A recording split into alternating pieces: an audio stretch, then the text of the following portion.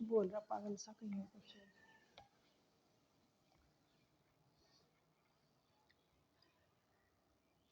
नमस्कार, स्वागत है आपका पुष्पा हुड्डा हिंदी ट्यूटोरियल्स में।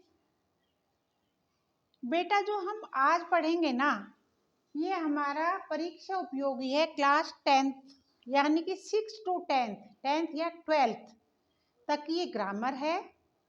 ये जो विषय है हमारा पद परिचय, और ये सीबीएसई बोर्ड के आधार पर होता है। ठीक है बेटा, तो आज हम जो करेंगे पद परिचय, इस पे ध्यान दो कि पद परिचय होता क्या है।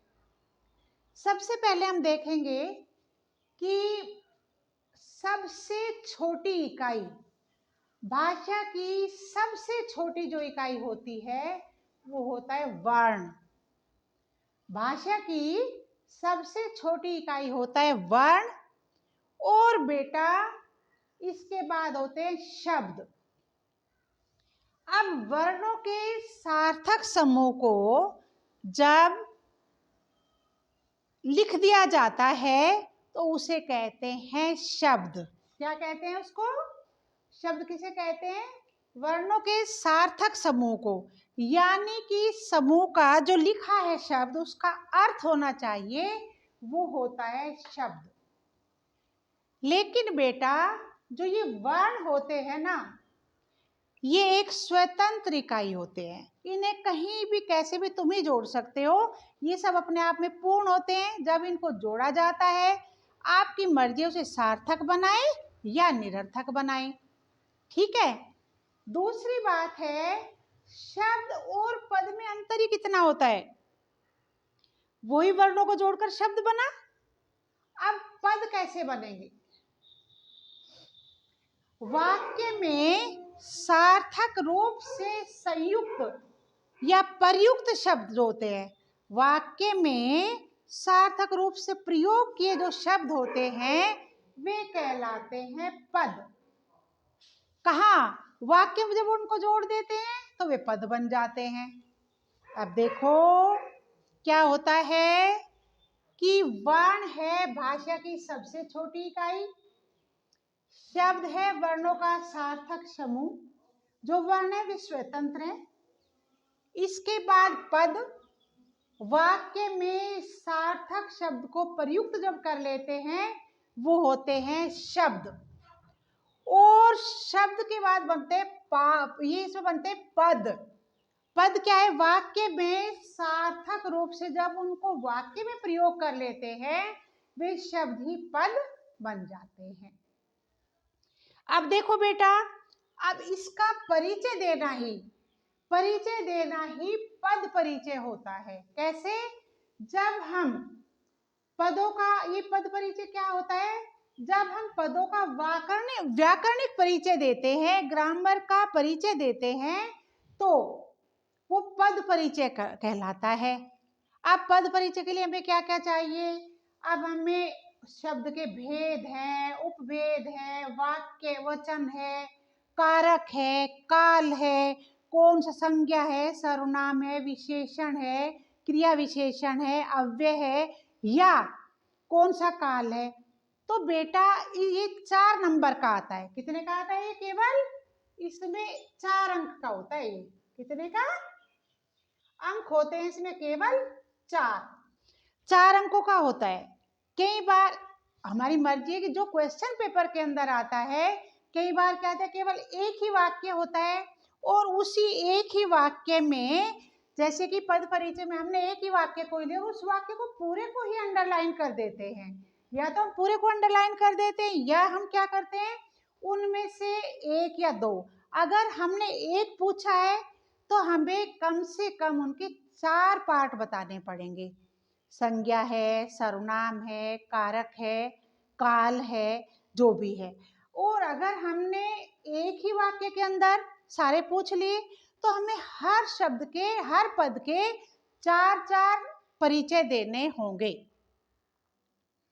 या तो एक वाक्य के अंदर 4 परिचय पूछ लिए और चारों के हमने कम से कम 4 परिचय दिए तो वे 16 हो गए। 12 या 16 जरूर देने होते हैं। और बेटा उसी में देने के बाद ये हो जाते हैं 4 नंबर के। और अगर हमने वाक्य के अंदर 2 दिए हैं तो हमें 4-4 दोनों के देने, यानी हमें 8 देने होंगे। और बेटा अगर हमें पूरे वाक्य का ही पद परिचय देना है तो वे 16 हो जाएंगे और 4 नंबर के हो जाएंगे। ठीक है बेटा, अब हम चलते हैं। अब उदाहरण के लिए लो कि बगीचे में लाल गुलाब खिला था। अब देखो बेटा, केवल मैं लाल गुलाब का ही वर्णन करूंगी तो मुझे ये भी देखना कितने गुलाब खिले थे, कौन से काल में खिले थे, किस जगह खिले थे, क्या विशेषता थी। तो बेटा हमें क्या करना है, हमें देखना है कि लाल गुलाब, उसकी विशेषता क्या है, ये विशेषता क्या है कि लाल है गुलाब। अब इसका है गुणवाचक विशेषण। गुण है, उसकी विशेषता क्या है, वो गुणवाचक विशेषण है। और लाल गुलाब, एक ही गुलाब है तो लाल गुलाब एक वचन। एक वचन क्यों है, क्योंकि एक ही गुलाब खिला था। इसके बाद है पुल्लिंग। अगर गुलाब का कोई फूल खिला है तब भी पुल्लिंग है, और गुलाब नाम आ गया तब भी वो पुल्लिंग ही है। और विशेष है गुलाब, क्योंकि पता चल गया अगर हमें कहीं कोई दिक्कत आ जाती है वाक्य के अंदर तो हम काल भी देख सकते हैं। एक वचन है, काल भी देख सकते हैं, भूतकाल में खिला था। तो बेटा हमें अब इसमें 4 बनाने होते हैं। ठीक है, ये होता है 1 नंबर का। बगीचे में लाल गुलाब खिला तो केवल 1 नंबर का है ये। ठीक है बेटा, इसी तरह से कई बार क्या मैंने बताया कि एक बार ही एक ही वाक्य के अंदर पूरा अंडरलाइन किया जाता है। अध्यापिका हिंदी पढ़ा रही है। अब जो ये अध्यापिका है, अब हमें पहले ही पता है कि कर्ता भी है, काम कर रही है। अध्यापिका क्या स्त्रीलिंग भी है, देखो संज्ञा है तो जातिवाचक है। अब देखो, अब ये जो अध्यापिका है ना, ये जातिवाचक संज्ञा है। कौन सी संज्ञा है, जातिवाचक। अब बेटा लिंग कौन सा है, अध्यापिक। अगर अध्यापक तो पुल्लिंग, तो अध्यापिका क्या हुआ, स्त्रीलिंग। पढ़ा रही है एक वचन, क्योंकि एक ही है ना अध्यापिका जो हिंदी पढ़ा रही है। एक वचन, कर्ता कारक, क्या कर रही है, अध्यापिका काम कर रही है तो कर्ता कारक हुआ। और पढ़ाई जो है ये क्रिया का कर्ता है। पढ़ा रही है क्रिया का कर्ता है। कर्ता कौन है, पढ़ाने वाली कौन है, अध्यापिका।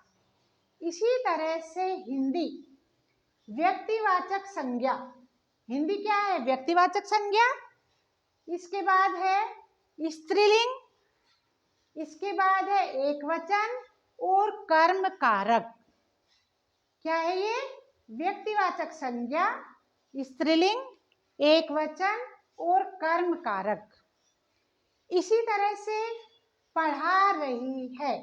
अब देखो पढ़ा रही है क्या है, सकर्मक क्रिया है। क्रिया कौन सी, सकर्मक, काम किया जा रहा है, पढ़ा रही है।